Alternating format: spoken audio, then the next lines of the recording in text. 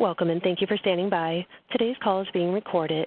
If you have any objections, you may disconnect at this time. All participants are in a listen-only mode until the question and answer session of today's conference. At that time, you may press star 1 on your phone to ask a question. I would now like to turn the conference over to Rosanna Masucci. You may begin. Thank you, Jordan.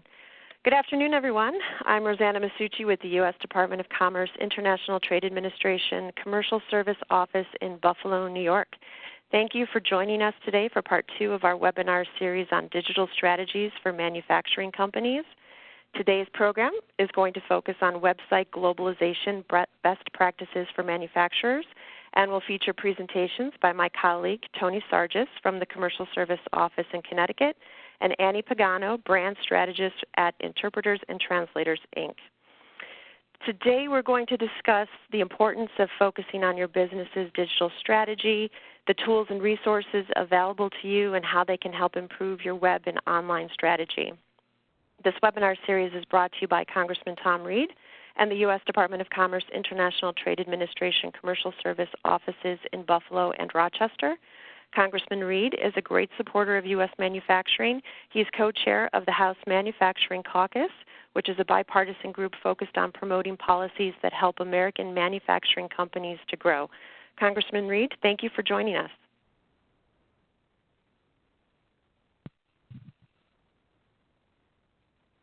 Well, thank you, Rosanna. This is Congressman Tom Reed. Thank you so much for inviting us to be part of this webinar and this opportunity to promote our district manufacturers and manufacturers across the country. As you know, as I co-chair the Manufacturing Caucus here in Washington, I believe in our U.S. manufacturers, and I just am so proud of the work that they're doing and the all-time highs in regards to the numbers that we're seeing coming across the economic fodder in regards to U.S. manufacturing and the rebirth of U.S. manufacturing here as we see these numbers come to be. So I hope you caught last week's webinar. This is part of our ongoing efforts to promote the resources of the Department of Commerce to make sure that our manufacturers know that we are here to assist them. And today's webinar is about making your websites friendly for foreign customers by internationalizing your websites. And the Department of Commerce International Trade Administration is here to help you understand how to develop and strengthen your export markets, and having an online presence is necessary to keep up with the competition, as all of you already well know. And so these are your tax dollars at work. Use them, and we will continue to be a resource for you as manufacturing blossoms in America and reaches that marketplace that's outside of American borders. As you all know, the numbers. Half of all manufacturing goes to exports. It goes across the world, and I'll just tell you, having access to the web, to the Internet, in a way that makes your products available is something we want you to know that we're here. And the Department of Commerce and the International Trade Administration is here, and Rosanna will give you the contact information, I know, repeatedly through today's webinar. So enjoy this webinar, and always know our office at Tom Reed here is ready to stand with you as you take advantage of the resources and the opportunities that are out there. So good luck to all, and thank you for participating in this webinar. Thank you, Congressman. So I'd like to give you some information about the U.S. Department of Commerce Commercial Service programs and services. Our mission is to help U.S. companies to export their products or services. Next slide, please. As a government agency, we're focused to help increase jobs in the U.S. and provide U.S. companies with access to business opportunities around the world. We have over 100 offices in the U.S., including 3 in upstate New York, in Buffalo, Rochester, and Syracuse. Our local offices are in the business communities that we serve, and we have a vested interest in the success of the region. Internationally, we are in over 75 countries in the U.S. embassies and consulates around the globe. Our full network of trade professionals is ready to provide the expertise across most major industry sectors to help your company succeed. Next slide. This is just an example of where we are located throughout the world. And the resource of your local office is how you can get access to all of these Department of Commerce offices. Next slide. How we can help. Regardless of your level of experience with exporting, We provide trade counseling, market intelligence, business matchmaking, due diligence. We're also uniquely positioned to help with commercial diplomacy, including addressing foreign regulatory trade barriers and policies, ensuring compliance with bilateral and multilateral trade agreements, improving market opportunities by advocating for U.S. businesses who are bidding on foreign government procurement projects.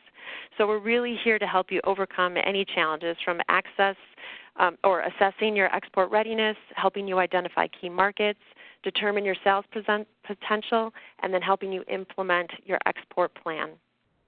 Next slide.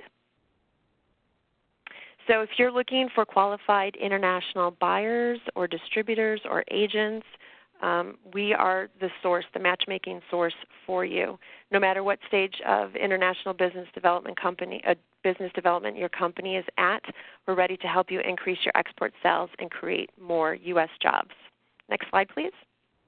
I'd also like to let you know about our colleagues at New York State at Global New York. They have access to the State Trade Expansion Program, the STEP Fund, and they work in partnership with the Small Business Administration and with our office to provide money to U.S. companies, in particular New York State companies, that want to expand internationally. These are some of the allowable uses of the program funds, including participation in trade missions.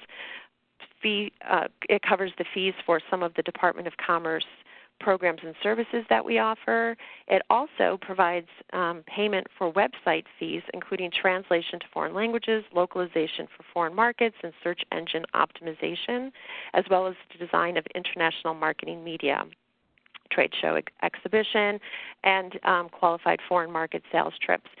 So to find out more information about whether or not you would qualify to utilize the STEP grants in order to internationalize or globalize your website, just contact us here at the U.S. Department of Commerce, and we will happily get you in touch with someone at New York State that can help you through the application process. Next slide. All right, so today our speakers are, as I mentioned before, Tony Sargis, Senior International Trade Specialist at the Commercial Service Office in Connecticut, and Annie Pagano, Brand Strategist at Interpreters and Translators. And we'll start out with Tony. Thank you, Rosanna. Appreciate it. Thank you, everyone, for joining us today. We're going to have this session today, this webinar, in two sections. I'm going to cover the first half on website globalization in general, and then Annie Pagano is going to cover our second half of the presentation. So some of the things I'm going to discuss today and kind of where did all of this come from, and I can't take credit for this because our colleagues throughout the nation have really taken on this endeavor. George Tracy in Atlanta that has helped develop this program on website globalization, the review and the gap analysis, as well as our colleagues at the e-commerce lab, James Bledsoe and Cynthia Torres, that have helped put this together and help create a blueprint where we can assist companies on website globalization reviews. And I think a good thing to start off is on that STEP grant that Rosanna mentioned, which is positive news that there could be some dollars available to help you on this journey. And then also our assistance from the U.S. Department of Commerce. And I think over the few years that we've been doing the website globalization gap analysis, we've done about 40 in the state of Connecticut. And I'm happy to help our upstate New York companies do that as well. And if you're interested in doing a website globalization review, there's no charge to it. Contact Rosanna and myself, and we'll schedule up a call to discuss the next steps to do that review. So today, website globalization, I'm not going to read much today, but the definition that we have is a comprehensive strategy that fuses globalization best practices with your specific branding and technology needs. So these are some of the things we're going to cover today. We're going to talk about the global trends, domain considerations, search engine optimization, simple enhancements, a little bit about translation from Annie Pagano, and internationalization. So let's begin with global trends. So what are the global trends around the world? I think assumptions are the penetration rates are extremely high, but if you look at this graph below, we still have a lot of room to grow. We currently have 3.2 billion internet users around the world. A few years ago, our stat was 2.8, so that's growing steadily. And as you can see on this, there's room to grow. I mean, Asia, there's tremendous room to increase those numbers, and other areas in the world, such as Africa, there's definitely a lot of space to grow. And then we have some room in some of the other markets as well. And then just a key note on this, other than some of the other stats, I mean, we use it for export all the time, but 90% of your customers are out of the U.S., so that means that 90% of international users are outside the United States. definitely something to consider as a manufacturing company and the potential customers that can be out there. And we talk about this all the time as far as retail traffic. This is a source of Shopify, global e-commerce. On the retail side, yes, 57% of online shoppers in areas of the world in general are making purchases, retail purchases, outside of their region. So you can see the stats for Europe, Asia, Pacific, Africa. And the continent that's less than 50% is North America. And I think we call it the Amazon experience. That is transitioning, as we will see on the next couple slides, to the manufacturing sector as well. And the numbers are pretty amazing. So if we look at this source from the 2016 B2B e-commerce 300, manufacturing e-commerce sales are $478 billion, which is a 12.7% increase from year over year. So and you can see the large companies in the bottom corner that these B2B web stats represent.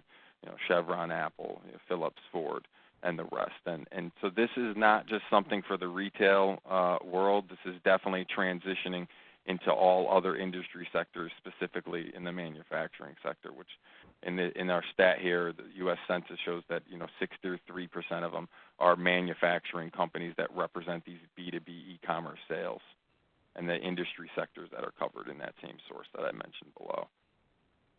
Domain considerations, I would definitely say that one of the big things on this to consider is, as you're looking at domain considerations, you really want to take a look at your website stats for your website and looking at analytics, whether that's Google Analytics or another tool, and seeing where that traffic is coming in from to make decisions on what the best markets for you to consider, if it's country top-level domain or it's different ways to organize your website. Country top-level domains, if it's .fr or .de or .uk, whatever it might be, it's definitely the most recognized for SEO to drive traffic, to help protect your brand, and if you're really looking to do business in a market, to protect that specific market. But there are rules to this. So as you're looking at registering those top-level domains, you really need to consider what the current rules are. This just shows an example for France that a local presence is required with an EU trademark in France or admin contact. So look at the rules in place for that market before you make that decision. What we typically see with most SMEs, I would say from the reviews I've done, is a lot of them go in the direction of this kind of good option, which is the subdomain folder. So it's that, that company.com / whatever that market might be. It's just a good way to organize your website. It doesn't require a totally new website on that country top-level domain, and that's a pretty recognized way of organizing your domain structure. An acceptable one, I haven't seen this very often from my reviews, is the country.yourcompany.com. I don't really see a lot of those, but I really do see a lot of those subfolders. So these are just some different considerations to make. Jump into search engine optimization. Google is not the only search engine in the world. So you really, as you're looking at targeting different markets around the world, you really want to consider what markets you're targeting and what search engines are used in those markets. So we always use the example of Google Maine, Google Spain. So you want to make sure that if you're using Rambler or Baidu in China, or if it's Yahoo, whatever it might be, that you're considering in your strategy, your content strategy, where you're registering your URL. And it's not only your URL that you want to register, you really want to work with a professional and look at your sitemap and registering that as well with these different domains, search engines, excuse me. Example here, just the most popular search engine in China is Baidu. The most popular search engine in South Korea is Naver. So consider that as you're targeting different markets and kind of where you need to register your website and your sitemap. And one of the things on this, I was doing a little bit of research as far as the SEO, and there's a lot of discussion about kind of the paid time around the world and the expense of internet, and do different countries pay for internet per minute. And there's still some countries that do. So that's why the sitemap registration is important for SEO, so it can index your website, but also as a user is looking at your website, if they're using the sitemap to navigate it for quick paste searching, they could use that sitemap to find different things. Again, the search engine, how do they work? So there's website crawlers and spiders or Google bots that index your website and look through it for meta tags, the link backs, the keywords function. But at the end of the day, the content of your website is the most important. And I think Annie's going to share some information about content as well in her presentation, which are really good points. And the e-commerce lab has some really good information on content strategies and different sources available to consider, what is your strategy, your content strategy as far as creating a comprehensive strategy and governance? What is your content life cycle? So some of those things to consider as you're kind of taking the endeavor of either renovating your website or building a new website. I think content is the first thing that you need to think about. The spider eye view. So you can run different simulators on your website, and we can help you with that as well, and run a report on your website, an SEO checkup, and see kind of what keywords are popping out in that spider eye view if that's something you're looking to do. And there's plenty of free tools out there to do that, but definitely recommend doing that and see what current keywords are popping up on your website from a spider eye view, so what's being indexed and what keywords are showing up. Again, number one, list with multiple search engines is important. We talked about Google Main, Google Spain, and the others. What other markets are you targeting, and are there different search engines that are used there? Again, on the sitemap, don't just use your home page and register that. Consider really registering your sitemap as well. Ensure all parts of your website are captured. So I think that just falls into the sitemap conversation because that's going to include everything on your website. Number two, content's king. So original content, updated content, having a strategy in place to audit your content and the life cycle of the content on your website is really important to think about as you're going down this path. Link backs. So what are link backs? So obviously the sources that your website is linked on and shared with, if you're on a government website, like a buyusa.gov ad or something like that, or you're listed on a Wall Street Journal article or a news outlet's article and your website is listed in the URLs listed or something like that, that's, those things are always good to help boost your SEO, your ranking. Languages you're using as well, which will help your SEO, and depending on what language your products and services are searched in, which Annie will touch on. And number five always is, hire a professional. I think we know generally now how this works with your search engine and how things pop up, but obviously on the top side of searches are going to be your paid, and then same thing with the top right there, you're typically going to see your paid for search. And then your goal is to get your company as high as you can on that organic search using different tools and strategies. Again, there are plenty of SEO checkup tools out there. If you're not interested in us doing the whole website globalization review, I'm happy to use our SEO site checkup for you and run your URL for you in this checkup, and it'll give you an idea of some of your kind of check marks and then some of your things that you probably need to consider fixing. And this tool will recommend ways to fix those things as well. And this is just generally how it's laid out. And I think it's a few pages on this and the different elements of your website that it's looking at. Next thing we're going to jump into is simple enhancements. My presentation is typically like 70 slides, so there's a lot of simple enhancements I'm going to not totally get in today, so I'm just going to highlight a few of the ones that we find is generally the most important. And this really, the information comes from our specialists, as Rosanna's chart showed, are all around the world that have provided input on some of where we're falling short as U.S. companies from our international buyers. So a lot of this input is from them. Number one, are you open for international business? So having something on your home page, if it's what's circled in red, international inquiries, information on, I don't want to take up too much space on it, but if you're doing trade shows in the U.S. and around the world, where you're doing them, showing that you're an international company, and just showing that you're open for international business, very important. The other thing, which we hear all the time that I think is completely frustrating for a lot of folks, is when they can't contact a person. They want to contact a human being that has a name. So this example here shows that info at or sales at. It's not something that's recommended using.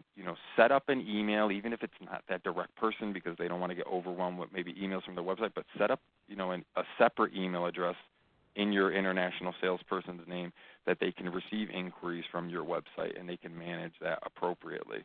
So we definitely see that as a best practice, as well as our next slide is going to go into the formatting of your address, but spell things out, include USA, make it recognizable that you're a U.S. company, and also that, obviously on every page, is that your products, if they are made in the U.S., it should say, made in the U.S. on every page. Have something like that on there. The dial code, I think we see this, at least 60-70% of the time. Add that +1 dial code, that international dial code for your potential international customers. Other things to consider, depending on what their systems are. I mean, I had this problem yesterday when I was doing some research. The auto open option, instead of having the email address written out, I had it with Outlook yesterday. It didn't function properly. So think about having just that email written out and not having maybe necessarily an auto open function where they have to have a certain system to open up that email address to recognize that email. And then we're going to just talk too about designing forms. And I think the example here is, this is our example of kind of a poorly designed form, a lot of required fields, very limited space in your boxes for longer names in different areas of the world or regions. The names could be quite longer, so you want to allow those characters to be filled in and completed. But the zip, maybe postal code zip's not a good one, but what does zip stand for? I think most of us in the U.S., we take it for granted, these acronyms. And, being in the military, we use a lot of, when I was in the military, we used a lot of acronyms as well. But I didn't really know what zip stood for until a couple of years ago. And I was looking at it, I was like, well, looked it up, it's Zone Improvement Plan. So if we don't really know what that means, how is, an international customer going to fill out that? And it's a required field, so they obviously have to put something in that box. This is a good way to lay it out. Least amount of required fields as possible. Having the drop downs for your state, but not making it required because it could be a country as well. I guess the only change I would probably make on this, I probably would make the email as a required field because obviously we're going to want them to complete that so we can contact them back. But other than that, you make the boxes long so there's plenty of characters that they can fill out. Make it simple for them to input the information so they're not limited on space. And one thing I did have seen for a few companies, if they're in a kind of a sensitive area of exporting for controls reasons, if there's certain markets that they're not necessarily targeting, some of them have eliminated some of those markets in their drop-down to eliminate any inquiries from markets like that. This just shows you a good example on the bottom here of a Japan address and a Netherlands address. So you're going to see that those kind of the formatting of addresses are different. Again, allowing for longer lines. The postal codes option, sometimes it's folks restricted to just digits. It could be numbers and digits. So think of that as your folks are designing your website. Formats as well. So we want to have obviously our office hours for our domestic customers in the time zone that you're in, but also consider having it listed in Greenwich Mean Time, which is well recognized around the world, which times your office is open. Dates is another thing. I think most of us consider this as well, depending on how we format dates and how we write it. A lot of folks write it differently, and what we recommend is spelling it out. Put that October 11th, 2016. Eliminate any confusion if you do have dates listed on your website. International formats and standards continued. So obviously, the U.S. is one of the few countries in the world that still use the imperial system of units.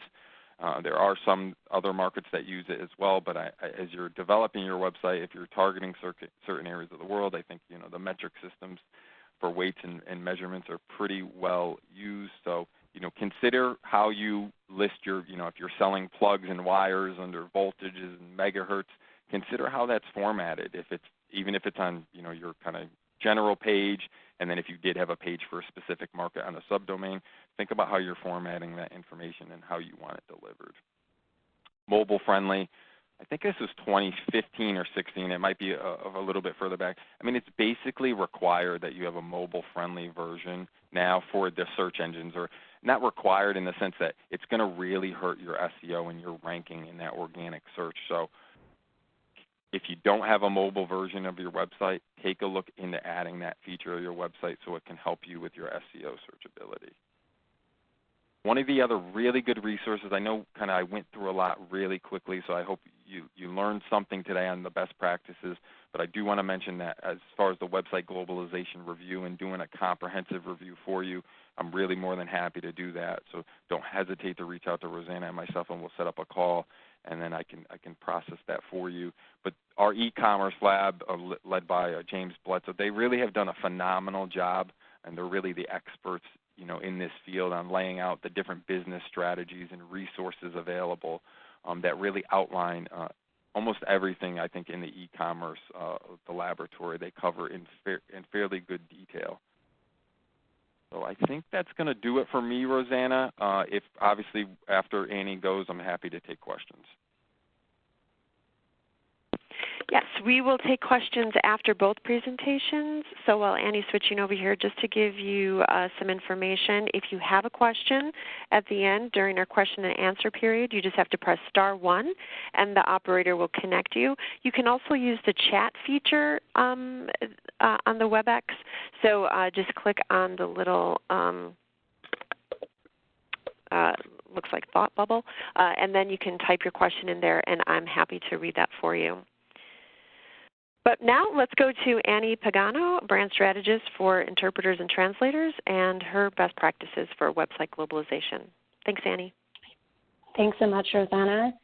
Hello, everyone. Thanks so much for joining us this morning. My name is Annie, and I'm a brand strategist for Interpreters and Translators, Inc., ITI, here in Glastonbury, Connecticut. To give you a little bit more background on ITI and myself, we as a company have been in business for 33 years, and our mission is to provide multicultural language services to both support and enable companies in working internationally and also among multilingual populations here in the United States. Myself, I've been with ITI in the language service industries for 9 years, and I've worked all across the company in our sales department, a translation project manager, and an interpreter coordinator and recruiter. So it's really given me a full spectrum experience of language services and also working internationally. And so now I'm kind of been able to bring all of that knowledge and experience together to our marketing team as a brand strategist, and really enjoy doing these educational types of events. And I really love website globalization, localization. It's a really fun topic, so I'm excited to kind of dive a little bit deeper onto the language aspect of things for you all. So I kind of sectioned this presentation in two halves. I wanted to start off talking about translation in general, which is basically the translation of just text or words. It's just taking actual content into consideration. Versus localization, it's looking at the project as a whole. So you're looking at your overall website, not just the text on your website, but looking at the imagery, the colors, the structure, which Tony talked a lot about that, kind of the technical back-end structure. All of that is really important and really what goes into a website localization or globalization project. I like to kind of start off by always addressing the big elephant that's always in the room when we talk about translation, and that's machine translation and Google Translate, Bing Translate, kind of those free tools that are available in the public domain. And really the main issue with using these types of tools is that there's no context that is behind it. The machine is just, it's not really taking into consideration slang, cultural relevance, or really importantly, the intent behind your message.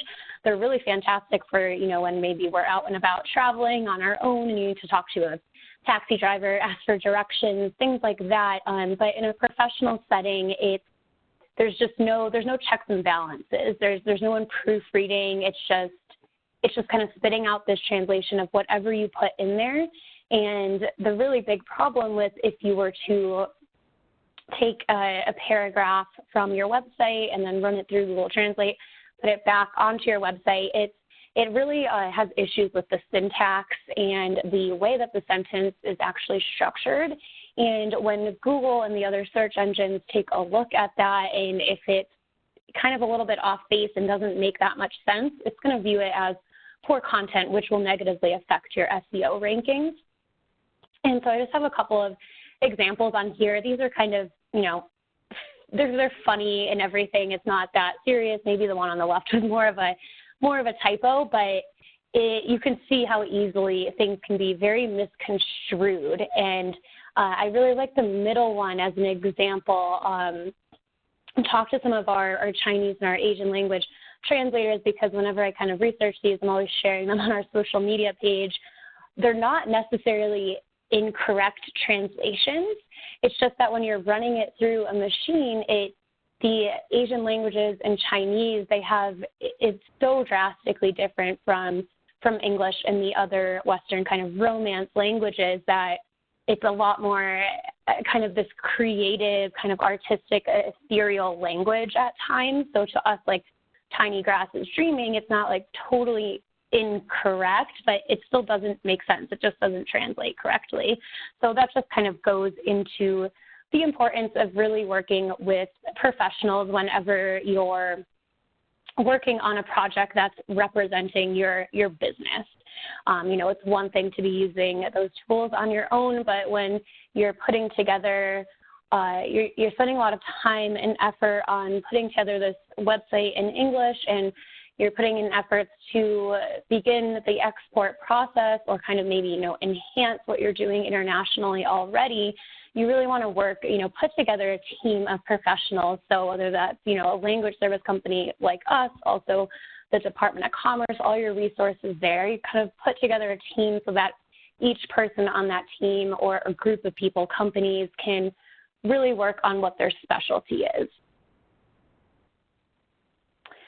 Now, I want to talk about transcreation really quickly. There's a lot of different kind of technical terminology within the language industry, and like Tony was saying, there's so many acronyms, so I just want to throw a little bit more at you because I think transcreation can be pretty important when it comes to a website localization project.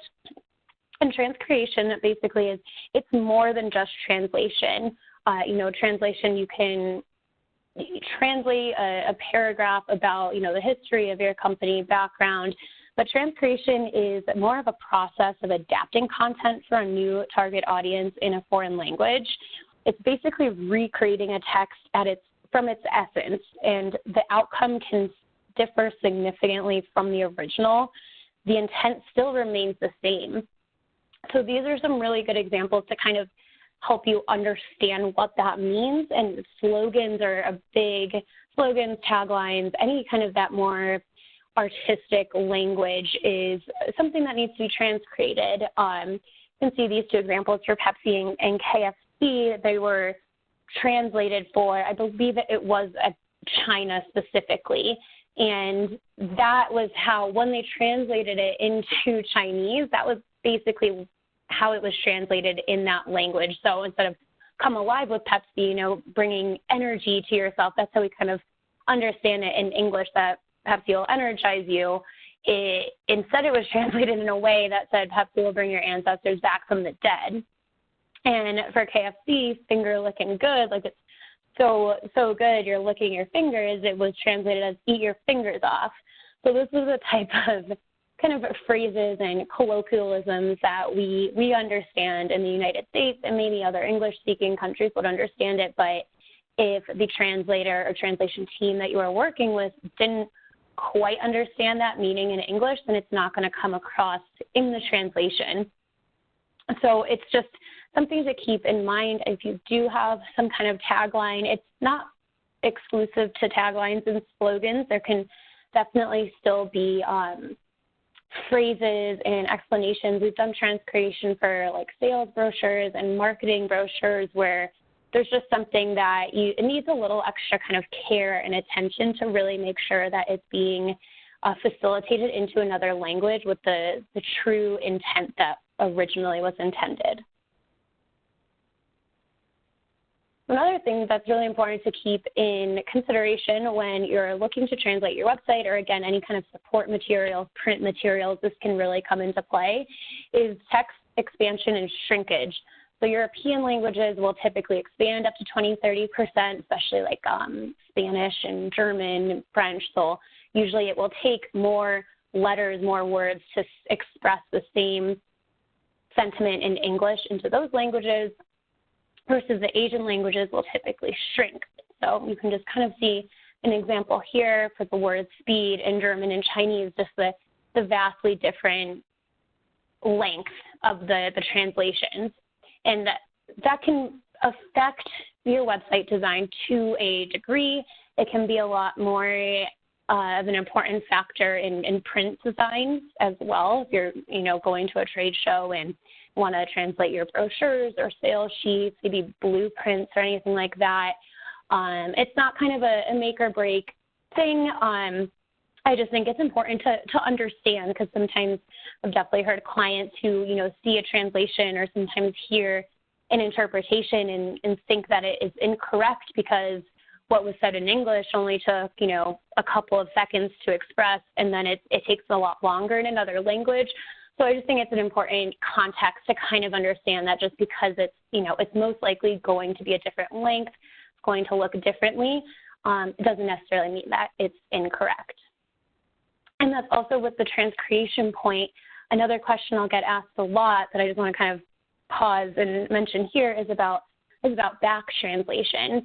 And back translation can be useful. It's a requirement in some industries, especially when you're submitting research studies and things to the IRB. But I really don't suggest using back translation as a proofreading tool.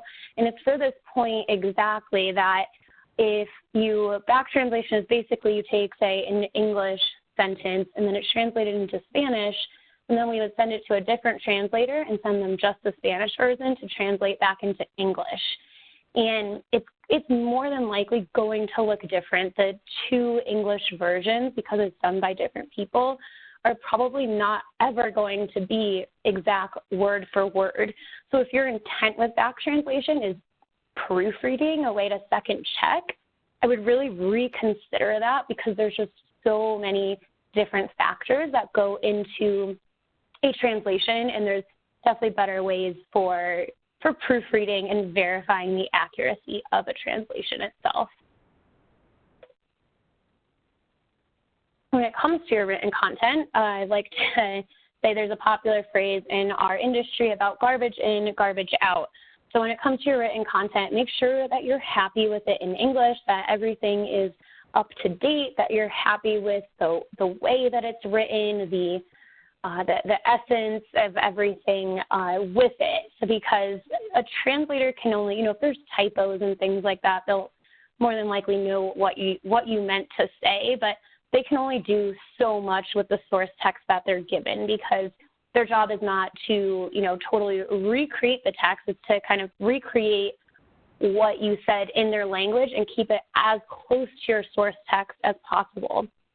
So I know a lot of times with websites, we'll, write up all this content, spend a lot of time on putting together the website, and then it kind of sits. Maybe you make some updates over the years. Maybe you're more focusing on the design. So just before you're going to spend your time, money, effort, and sending it for translation, just make sure your marketing team, whoever kind of manages your content and your website, reviews it and make sure that everything is exactly what you want. So a couple of tips when preparing your content for translation.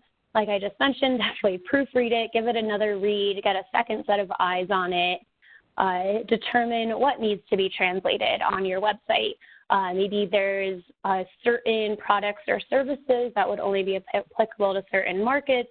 Does everything need to be translated? Do you have blog posts that maybe you'll hold off on? So really taking a look at your website as a whole, determining what needs to be translated, also any of those sales support materials for when you might be, actually get the conversations going and you have handouts and brochures that need to be translated. That's something to consider as well.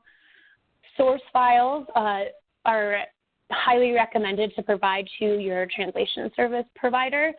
Web content can be translated in a variety of mediums. There's a lot of different ways to go about a project like this, and that's something that you can really talk to the agency that you decide to work with. But if you do have kind of PDF downloads that are available to download on your website, if you have videos, or you have imagery that has text overlaid that may need to be translated, being able to provide those source files will just ultimately kind of save time and money because a company like ourselves, we can go directly into the file, update the translation instead of having to recreate it. Formatting documents, like I mentioned, the expansion, the shrinkage, planning for text manipulation, providing subject matter information. That's something we work really closely with our clients to get a holistic viewpoint of their company and the services that you're providing and what your goals are. So we'll kind of extract that from those conversations, but just the more kind of context you can give to the translator, to your translation team, the better they'll be able to kind of fully have an understanding of the world that you're operating in, your industry, your company, what kind of companies you're targeting, the more kind of pointed and accurate they'll be able to translate. And then also consulting on glossary creation, style guides, all of these term bases, translation memory, these are all professional tools that language service companies will provide, that we at least provide. And these can be really important because for glossary, it's really great to ensure consistency and accuracy over time. So something that would be included in the glossary is industry and company-specific terminology. So say you do have a tagline or slogan that we go through the process of transcreating it, you're really happy with the option that you chose of how it's being conveyed in, say, Spanish, and say you have a couple other kind of very specific terminology that will work on getting the proper translations for those, make sure that you're happy with that, and then we put it into a glossary. Every linguist that ever works on your project will be able to reference this glossary, so there's no kind of question or ambiguity of how to translate a certain term or phrase. Style guide is just like any basic, if you're familiar with just a marketing style guide, it'll have your brand colors, all of your logos, brand digital assets, things of that nature.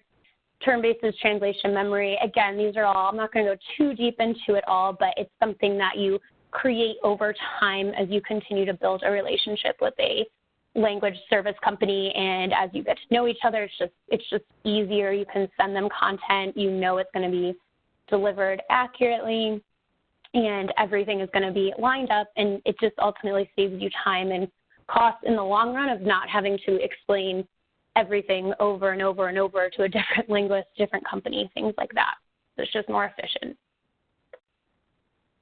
So now we'll start moving into more of the website side of things. So let's talk about multilingual SEO a little bit.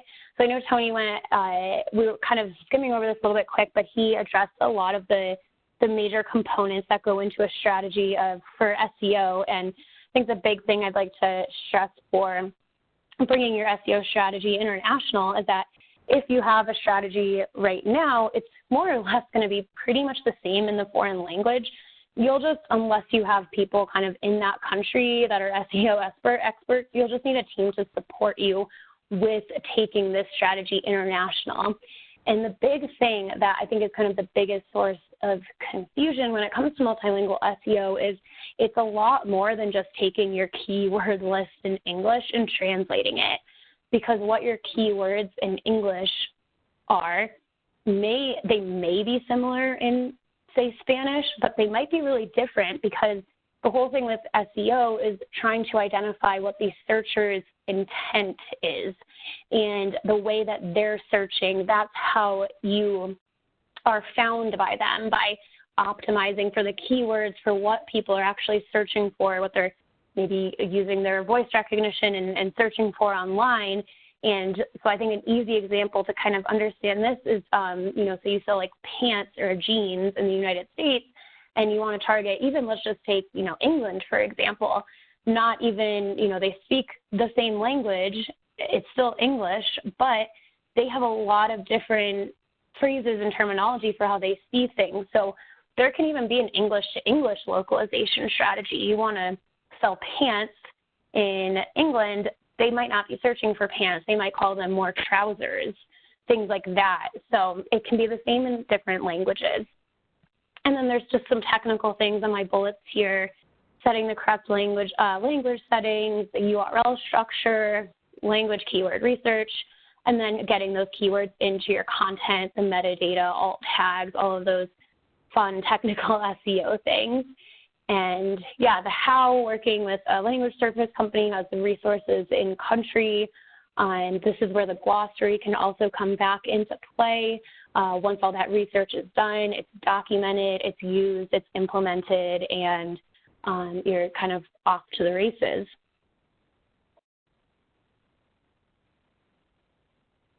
So some translation budget factors and website localization budget factors for you to take into consideration. A big thing I like to suggest, Tony kind of briefly mentioned it, but is really taking an audit of the content on your website. So I like to separate it into two buckets, the visual content and the written content. So looking at your website as a whole, and these are things you can kind of do even before you start talking to companies about the actual translation project, but, analyzing your website, making sure all the content is proofread, it's in its final form that you want translated. Look at the imagery that you have on your website. If you're a lot of manufacturing, maybe all the images are, just of the actual products, component parts, the factories, things like that. That's pretty great because that's pretty easy and universal. You're focusing just on the product. But if there's, there's a lot of people in your images, notice the gender, the race, things like that, which can be important factors when you're marketing and working in a new culture. So taking a lay of the land, what you have on your website, again, if you have videos, do you want to get those translated, voiceover, subtitles? Do you want to localize the videos that you have? Do you have imagery that has English text on it? Is that something that's important enough that you want to recreate? So really looking at all of those assets that you have on your website. And I kind of jumped ahead of languages, but that's kind of the most obvious one, the budget factor. How many languages are you going to be translating into? Which languages? And you may have, I'll just kind of insert this here, you may have a country in mind right away that you want to work with. And that may be pretty easy, but if you're kind of just out there looking for opportunities, one thing we suggest is looking at your Google Analytics, and there's a section, it's like right on the home screen of where your traffic is coming from by country. So if you're just kind of out there looking for new opportunities, if you see any country that is taking up 5% or more of your website traffic, we call this the 5% rule, then that's something to seriously consider. Maybe there's traffic coming in from a market that you hadn't even really considered, and so that's just another way to kind of find opportunity out there. And then deliverables, this is kind of the same thing as like the source files. What types of files are you working with? Images, video, all of those that I already mentioned, and the content audit. So yeah, those are a lot of the major overriding factors that will go into it and how you can kind of break down the kind of project plan and scope of work. Now, some high-level recommendations for site design is having a search function and a site index. This is not only great for SEO, but also usability. The easier that it is to navigate your website for people, the more the search engines like it. So not only is it easier for the search engines to crawl it, but it's easier for people to use your website, and all of those factors go into higher rankings, higher organic rankings. Tony mentioned this as well, but yeah, offering multiple languages, make it obvious. This seems like a no-brainer, but sometimes the most obvious things can kind of just get a little forgotten or overlooked. So this, I really love the screenshot we have here from one of our aerospace clients. It's very easy. This is just the home page that you get to. It's a little hard to see, but the little drop-down menu in the upper right-hand corner says select language. They kind of have their values right up front. It's really quick and obvious of what they do, and then you can start navigating. And it's really important to capture users' attention within like 5 seconds or so. It might have even gone down lower than that. So you want to catch attention right away, keep them on your website, get them exploring. Offering a text-only option may be a good idea. It depends on which market you're targeting. Some countries, as we've mentioned, do pay for the amount of time connected to the internet, or even if they're not paying for the connected time, they just maybe have a lot slower internet connection. So maybe kind of, thinning down your website, making sure all the graphics are the smallest size possible, really getting that site speed up and taking into consideration countries that have slower internets is very important and something we don't always think about. And I kind of mentioned this, having the critical information at the top, making it very obvious what you do, capturing that user's attention. And then another thing is the ADA compliance. So we've been doing a lot of work, our company specifically with ADA compliance and making sure that it is accessible, for any kind of disabled user. So whether they're blind or deaf, there's a lot of rules and regulations around that. And it's not something we always think about, but it's really, really important. And other countries, it's not just the U.S. with these ADA regulations and laws. Other countries are even more strict with it. So that's just another SEO kind of technical thing that you really have to be aware of and make sure that you have everything in compliance, not only for ADA, but obviously like security and privacy is another really big thing here and in Europe. It's going to start expanding to other countries, so the security and compliance, all other important factors when designing and localizing a website.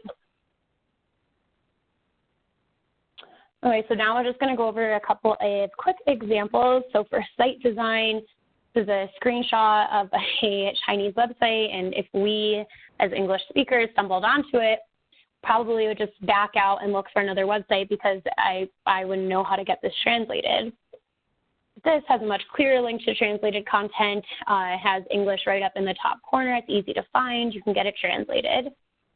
And again, with the language listings, what's confusing and inconsistent about this is that all the international sites, some of them, it's all in English for some reason except for a couple of them like España and Denmark, so it's just inconsistent.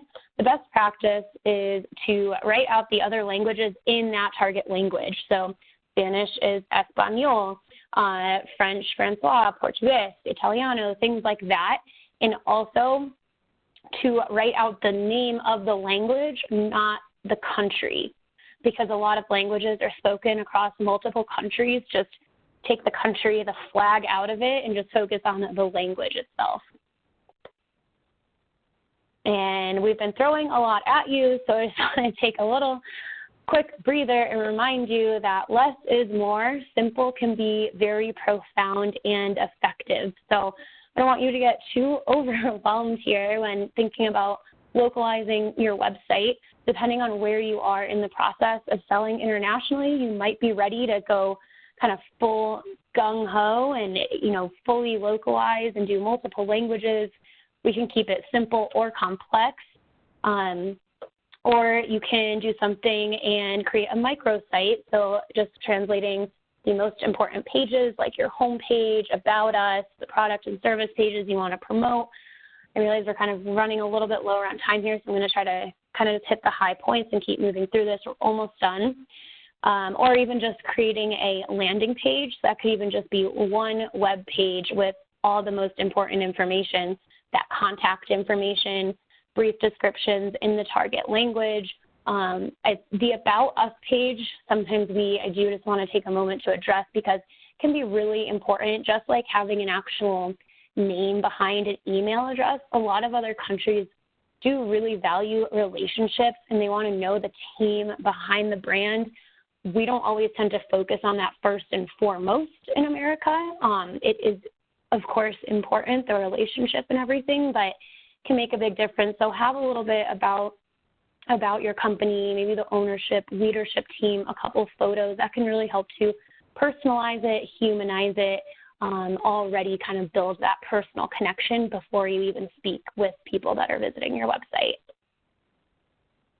A global template for consistency is important. It's important. It just also makes it easier in the long run. So this is Nivea's website in a couple of different languages. You can see it's pretty much the same template, just subbing in, of course, the text, but also different imagery, things of that nature. Apple is another great example of that. Same, just really easy. And I'll go over this quickly, but another localization factor is the colors. So colors have all different meanings in different cultures. Doesn't necessarily mean you need to like totally rebrand. If you notice that that red, and if it has like a more negative connotation around it, you may just want to maybe downplay it as an accent color, but something to consider. I think where this is kind of really can be important is in the Middle Eastern countries. I can't remember exactly which religion, but there's certain colors that correspond to certain religions. So in those countries, depending on which market and demographics you're working with, that's really important information and knowledge to have. And then again, types of photos. I kind of briefly mentioned that. And text-heavy versus image-heavy, this is all different design factors that come into a localization project. And the focus, what overall between your text and your images are you focusing on? Is it the product, the value that you bring, the service and personal relationship that you provide? These are all very strategic factors that we can work with you on, that your team can work on. But at the end of the day, just like a marketing strategy in English, it's all about what's your target market's preferences? How can you best appeal to them? And then once you have translated your website and you're ready to begin doing business there, you're going to have to service these countries in different languages perhaps at times. They may have some English speakers, but you never know when you will need a little bit more kind of linguistic support. So just kind of listed off other services that we provide that can be useful to you. Over the phone and video remote interpreting are both kind of on-demand interpreting options. There's in-person interpreters that would be great for either conferences or meetings. And then beyond just the website localization, we can help support with document translation of email correspondence, contracts, manuals, anything that needs to go back and forth.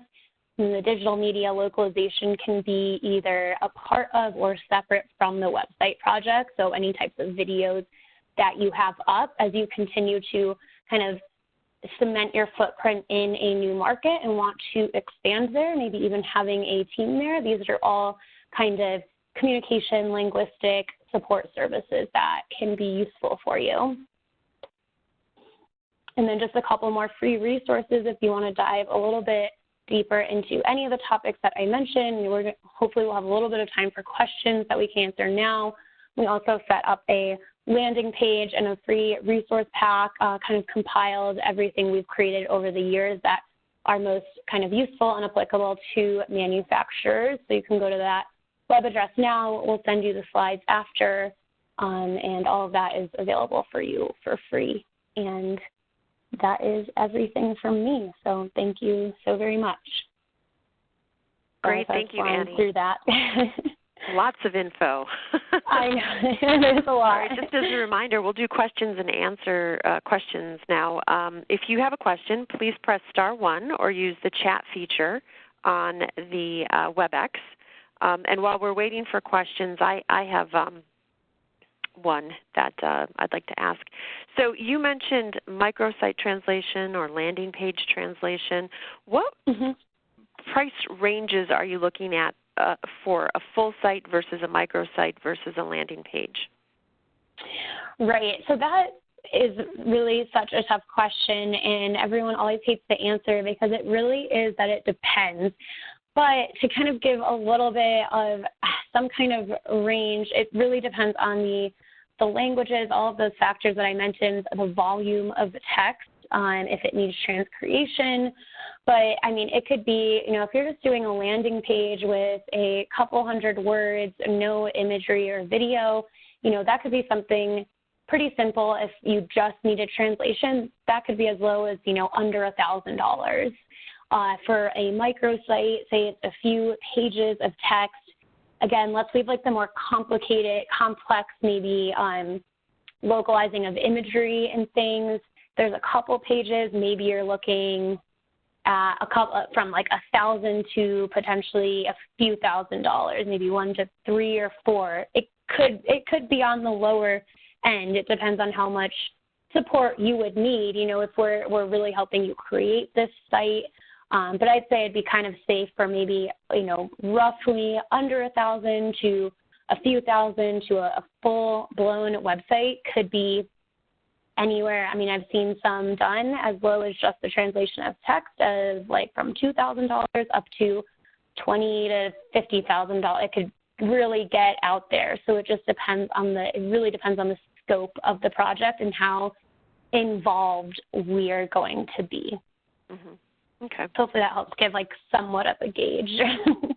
And just to remind everyone what we mentioned before, that there is grant funding available through Global New York through their STEP grant, and that does provide grant money for website translation and website development and globalization. Jordan, do we have any questions? We have no questions in queue at this time. Okay. Well, we're a little bit over our time anyway. I just wanted to also, Annie, is there a way that you could advance the slide to provide my contact information? Yeah, I think if I stop sharing, it'll give, there we go. I don't know if Tony's on the line or not. But Rosanna Masucci, I'm based out of the Buffalo, New York office, and my colleague Tim McCall is based out of the Rochester, New York office. Between the two of us, one of us covers the area that you're located in, so please feel free to give us a call. We'd be happy to help arrange a website globalization review from Tony, and as well as provide other counseling resources for international business development. So with that, I'd really like to thank the Congressman for his support of manufacturing companies and of this webinar program. Thank you to Annie and Tony for their excellent presentations. We really hope you found this information useful, and please don't hesitate to contact us if you have any questions. Thank you so much. Thank you. Thank you. Thank you for your participation in today's conference. You may disconnect at this time.